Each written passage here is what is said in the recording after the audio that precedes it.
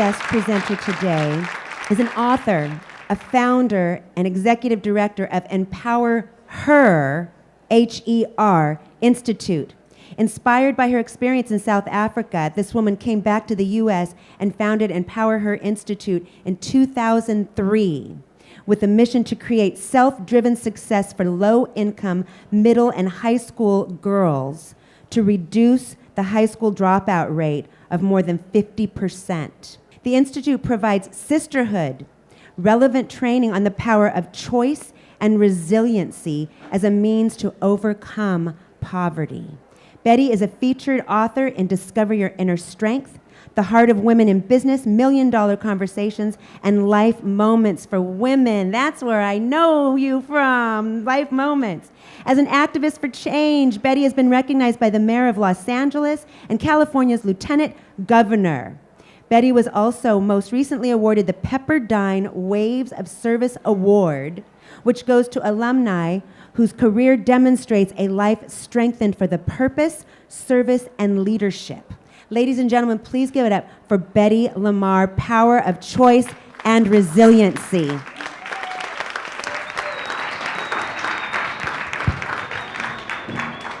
Thank you, Sloan. Thank you. Appreciate it. Thank you for being here. Absolutely. It's a delight. Whoa. All right. Hi. Okay. Thank you. Good morning, everyone. I am delighted to be back here in Santa Barbara. It's been a long time. I was here for the first Women's Festival with Patty. And I tell you, I'm only 90 miles away. But when I come to Santa Barbara, I feel like I'm in an oasis that's worlds away. So this is a wonderful, wonderful treat. As Sloan said, I am the founder of Empower Her Institute. And we focus on really creating opportunities for underprivileged teen girls. Those girls are at risk of dropping out of school.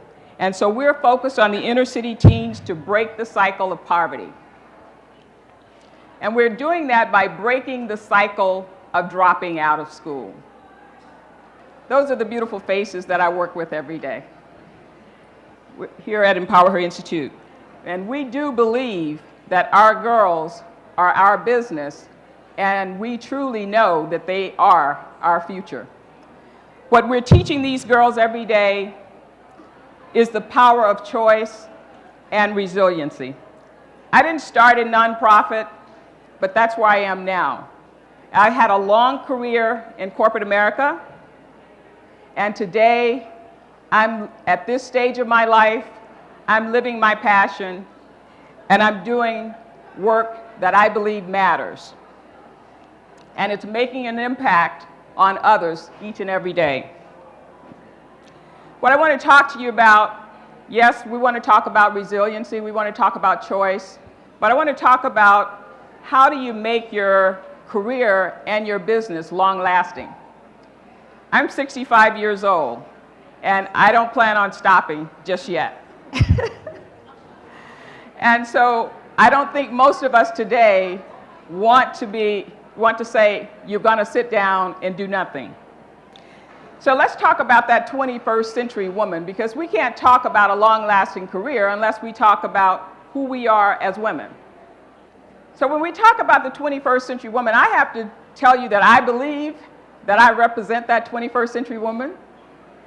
And clearly, when we look at the qualities of the 21st century woman, what is the first thing that we talk about?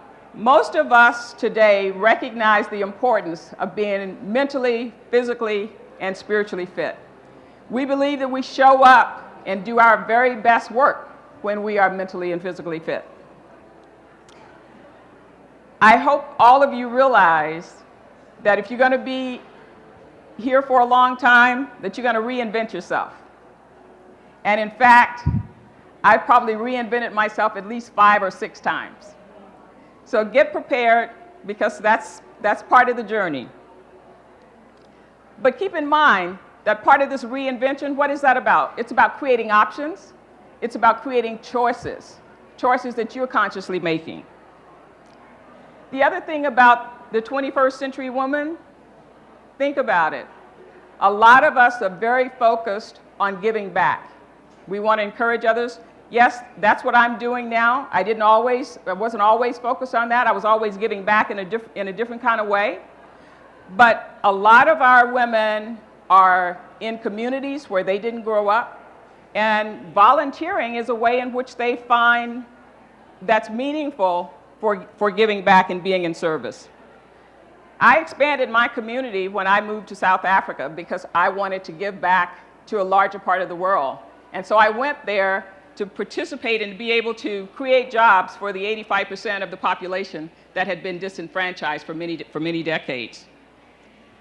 Resilience, that's part of what allows you to go through the reinvention process. When you find that you are going through change and things are changing, you don't always have the confidence, but the important thing for you to do is to be resilient and to have courage under fire. Stay encouraged, move through it. And lastly, ladies, that when we talk about the 21st century woman, and I was talking to a lady yesterday as I was walking through the vendors, and we were in violent agreement. We had to give each other a fist bump because it is so important for you to take responsibility for your finances. You cannot sit and let somebody else take responsibility. You have to inspect what you expect, and if you don't know it, hire somebody who does. But you can't wait until you get my age and say, what happened to my retirement? The other thing that I want to talk to you about in terms of this long-lasting career, I want to just kind of share with you some thoughts about what it meant for me and how I got there. I mean, when you talk about reinventing yourself 5 or 6 times, a lot of people give me credit for that, but it was life for me. And it wasn't a straight and narrow road by any stretch of the imagination. But when I think about my career and my business, I started out with having a vision for the kind of life I wanted for myself. And you know, we say it all the time, right? If you can dream it and believe it, you can be it. And so you have to start to create that vision for yourself. It also means when you have that vision that you have to be willing to take the steps to make it happen. You got to be able to take the risk to make it happen. You can't just dream it, you got to take action on it. And the other thing that worked for me is being flexible and being willing to transform myself. I know that, what happens when we get laid off a job, we think we are that job. But you forget that the universe has so much more for you. So truly, I just ask you to embrace the opportunity to reinvent yourself as things change and as you grow. So what does this look like for me? I mean, I stand here before you and you see a picture of this woman that I'm calling the 21st century woman. But let me give you just a little context about this woman. I am the baby girl from a family of 8. And I was the first one to graduate from college in my family. And need I say, I came from Pine Bluff, Arkansas, okay? So just give you a little context there. And I was the first one in my family to have a corporate job. So I worked for major companies like IBM, Hewlett-Packard, and companies like that. Along the way, I decided that the corporate environment wasn't where I wanted to do my best work. So I made the decision, again, this is talking about reinvention, I made the decision to leave corporate America, relocate to South Africa alone, so I'm not married, and go there to be in service to a population of people who had been oppressed. That's where I was. So again, creating that vision and walking the talk. And that experience was life-changing, quite honestly. I ended up coming back to Los Angeles after being gone for 5 years from Los Angeles. And quite honestly, I was looking at the world through a very different lens. I couldn't come back to Los Angeles after being in South Africa, seeing all the things that I'd seen, and be a spectator. So that's when I came back, not right away, but subsequently I started Empower Her Institute to be in service to at-risk teen girls. And then I simultaneously started an executive coaching company to be in service to women leaders. Now, talking about transformation, that was moving from high tech to high touch. Big shift, right? But we can do it. We're more than capable. So you ask, was it smooth? Were there obstacles for me? You know what? I'm just like you. Yes, there were obstacles for me. What is the biggest thing? We have this thing we call FUD, F-U-D, fear, uncertainty, and doubt. We all have it. I had it too. Was I asking myself, what? You gonna leave Los Angeles? At the time I was in Boston. You're gonna leave Boston and go to South Africa? What's gonna happen? How are you gonna do this? How are you gonna do that? How are you gonna pay your bills? What if it doesn't work out? Sure, all of those fears came up for me, but I leaned into that fear. And that's no thanks to Cheryl. Cheryl, we did that way before Cheryl, right? But I leaned into that fear. And the thing about what I want to remind you is when you create a vision for yourself, those three letters, H-O-W, how, it often gets in your way and it will stop you and cause you to fail before you even get started. So let's lose the how, focus on the what, and the universe will unveil to you so many wonderful ways in which to create the how, more than you could imagine. I want to just tell you a little bit about how I was viewed when I was making these moves. You know, now, guess what my friends call me? They call me courageous. Guess what they called me when I was doing that stuff? Crazy. Okay? You know, clearly they thought it was crazy because it was not something that they were comfortable doing.